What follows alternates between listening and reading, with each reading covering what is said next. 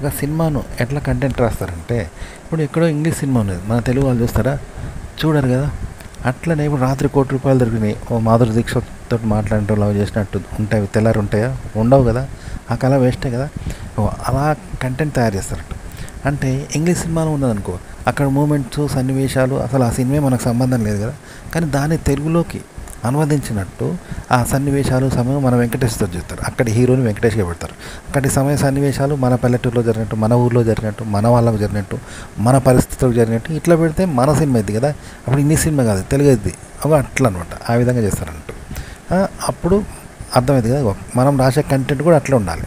మనం ఇప్పుడు వాళ్ళని అనుకరించకుండా, ఇంగ్లీష్ వాళ్ళని తీసుకోకుండా మనం సొంతంగా చేసినా ఇట్లే ఉండాలంట. అంటే మన పరిస్థితులకు అనుగుణంగా ఓ హైలైట్ కంటెంట్ అనమాట. ఓ ఇంగ్లీష్ సినిమాని తీసుకుంటే వాళ్ళ సన్నివేశాలు, వాళ్ళు ప్రపోజ్ చేసినట్టు, అందులో ఫైట్ అయినట్టు, ఉరికినట్టు, ఏదో వాళ్ళకి సంబంధించిన కథలు అవి, వాళ్ళ దేశానికి సంబంధించినవి. అవి మన దేశంగా, మన ప్రాంతంగా, మన పక్కన, మన బ్యాంకులో మనోడు దొంగతనం చేస్తే మనం కొట్లాడుకుంటే ఎట్లుంటుందో అట్లా పెడతారంట. ట్రాన్స్లేషన్ చేస్తారు. మీరు కంటెంట్ కూడా ఇలాగే తయారు చేయండి. మనం చేసే కంటెంట్ కూడా ఇలాగే ఉండాలన్నమాట. యూట్యూబ్కి ఆర్టికల్స్ అయినా ఇలాగే రాయాలి. మనం ఒక యూట్యూబ్ ఛానల్కి టైటిల్ ఎలా ఇవ్వాలి థంబ్నెయిల్ మీద అంటే, ఉదాహరణ చెప్పాలి, సినిమాలో డబుల్ మీనింగ్ ఉంటాయా అలా అనమాట. ఇప్పుడు సినిమాలో ఎట్లా చూపెడతారు, ఒక సినిమాలో రూమ్లో పోతారు, వెనుక విలన్ కొడతా ఉంటుంది, సౌండ్ వినబడుతుంది. ఆ సౌండ్ బట్టి వాడు ఏం కొడతాడనేది తెలుస్తుంది కదా, తనలు తింటాడనేది తెలుస్తుంది కదా, అట్లా అనమాట. అవి చేయాలి. అలాగే డబుల్ మీనింగ్ డైలాగ్. ఇప్పుడు యూట్యూబ్లో కూడా కొందరు ఫ్రాంక్ పేరుతో డబుల్ మీనింగ్ డైలాగులు ఆడతారు. పొడగ్గా ఉంటుంది, గట్టిగా ఉంటుంది, ఏంటని మొగలు అడుగుతుంటారు, ఆడలు అడుగుతుంటారు. లేకపోతే కింద కొడతారు, పైన వేస్తారు, ఏంటి అని ఇలా ఫ్రాంక్ వీడియోలు అడుగుతారు. అశ్లీలంగా ఉంటుంది. కానీ తర్వాత దాని రీజన్ చెప్తారు వేరేది, అది పాజిటివ్ రీజన్ ఉంటుంది. వాళ్ళు అడిగే నెగిటివ్ ఉంటుంది. చూసినా ఇంకా ఆడవాళ్ళు మీది కనిపిస్తుంది, మాది కనిపించదు, ఏంటది మొగలు అడుగుతారు. అంటే డబుల్ మీనింగ్లా ఉంటుంది, బూతులా ఉంటుంది. కానీ తర్వాత తెలిసేది పర్సు, పర్సు గురించి ఇట్లా చెప్పాలన్నమాట. టైటిల్ ఇలా ఇస్తారనమాట. ఇలా ఇస్తే అట్రాక్షన్గా ఉంటుంది, క్లిక్ చేస్తారు ఆడియన్స్. ఒక రకంగా మీరు కంటెంట్ కూడా ఇలాగే చేయాలి, లోపల వీడియో కూడా. అప్పుడే జనం చూస్తారనమాట. అలాగే ఒక వీడియో ఎలా చేయాలి, లోపల వీడియో ఎలా ఉండాలంటే, మనిషి నడిచినట్టు ఉండదు అనుకో, అలా అడుగులు పడుతుంది కదా, దాన్ని చూస్తే మనిషి నడిచిందని తెలుస్తుంది. అట్లా అనమాట. అలాగే అక్కడ ఏదో జరిగిందనుకో, దానికి ఆనవాళ్ళు చూసి మనం జరిగింది చెప్తాం కదా, అట్లా అనమాట. ఇప్పుడు దొంగలను బయటలు వేసుకొని పట్టుకుపోతారంటే ఆ దొంగలని తెలిసిపోద్ది కదా, మళ్ళీ వేరే చెప్పారు కదా, అట్లా అనమాట. ఆ విధంగా ఉండాలి. ఇప్పుడు మొత్తం కర్ఫ్యూ ఉన్నదంటే మొత్తం సిటీ అంతా బంద్ ఉండి, మొత్తం ఆడ అందరు కొట్లాడుకున్నట్టు, టైర్లు గీర్లు కాలిపోయినట్టు ఉంటుంది. సిటీ బంద్, కర్ఫ్యూ అని తెలిసిపోదు కదా, చెప్పకుండా తెలిసిపోదు కదా.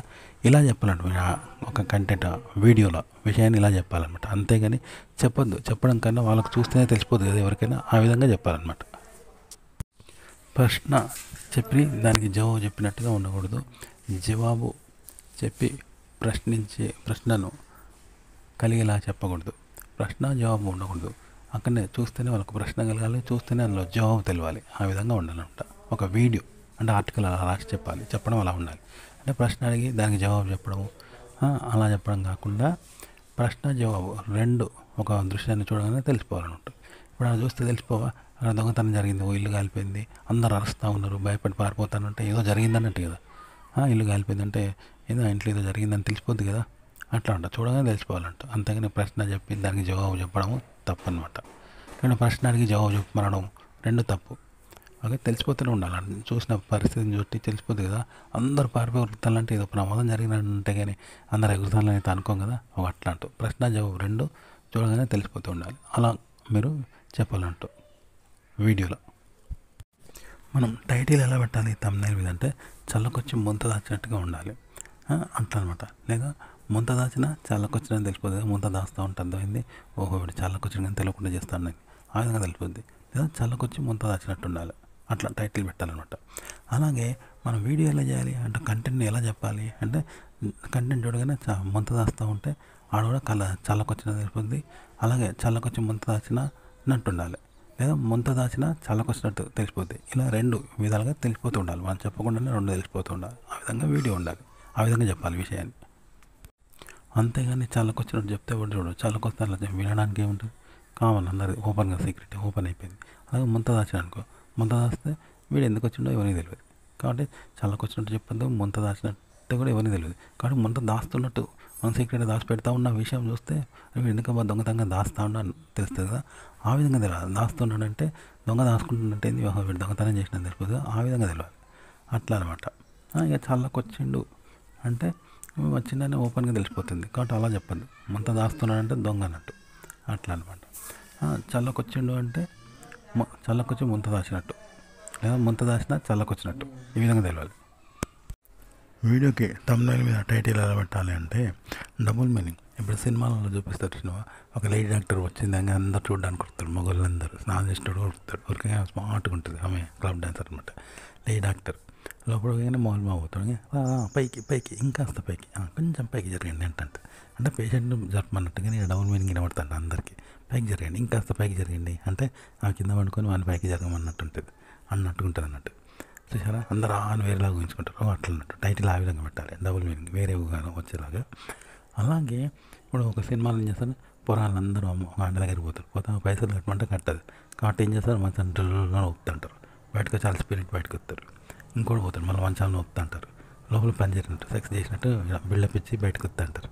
అప్పుడు ఏముంటుంది, ఏమంటే సెక్స్ చేసినావు అనుకుంటా అంటారు లోపల. అట్లా ఒకరిని కూడా మోసం చేసుకుంటారు, అట్లా అన్నట్టు వేరేలాగా మీనింగ్ చెప్పాలంటూ. ఈ ఒక్క మాటలు చెప్పాలంటే పెళ్ళమే మగని కొడుతుంది, కానీ మగడు అందరూ కొడతాను అనుకోని ఇది జరుగుతాను సౌలం చేస్తా ఉంటాను. అప్పుడు వీడియో ఆమెను కొట్టినట్టు ఉంటుంది, ఇట్లా టైటిల్ ఇలా పెట్టాలి. అలాగే వీడియో కూడా ఎంత అనమాట, అంటే డబుల్ మీనింగ్ లాగా. ఇప్పుడు లేడీ డాక్టర్ వచ్చిందని చెప్పాను, ఆమె గదిలో పోయింది, సెక్సీ డాక్టర్ పోగానే హీరో అందులో పోతాడు, అందరూ ఆమెను చూడడానికి వస్తారు. ఆమె గదిలోకి తీసుకుపోతే పైకి జరుగు పడుకోండి, మీద పడుకోండి, దీని మీద పడుకోండి అంటారు, కానీ మీద పడుకోండి ఆ మీద పడుకోండి అంటుంటే పైకి కొంచెం పైకి జరగండి, ఇంకాస్త పైకి జరగండి అంటే ఆమె మీద పైకి జరగమని అంటుంటుంది అంట. అది డబుల్ మీనింగ్ ఉంటుంది. ఇట్లనే మీరు వీడియోలో కూడా చెప్పాలి, అంటే డబుల్ మీనింగ్ చెప్పాలి అని కాదు, ఇలా చెప్పడం వల్ల సింపుల్గా అర్థమైంది అన్నట్టు విషయం. నేరుగా చెప్తే అలా ఏముండదు, ఇలా చెప్పడం వల్ల ఈజీగా అర్థమైంది, మ్యాజిక్ ఉంటుంది, అట్లా అనమాట. అంటే పాజిటివ్ విషయాన్ని ఇట్లా చెప్పాలన్నమాట.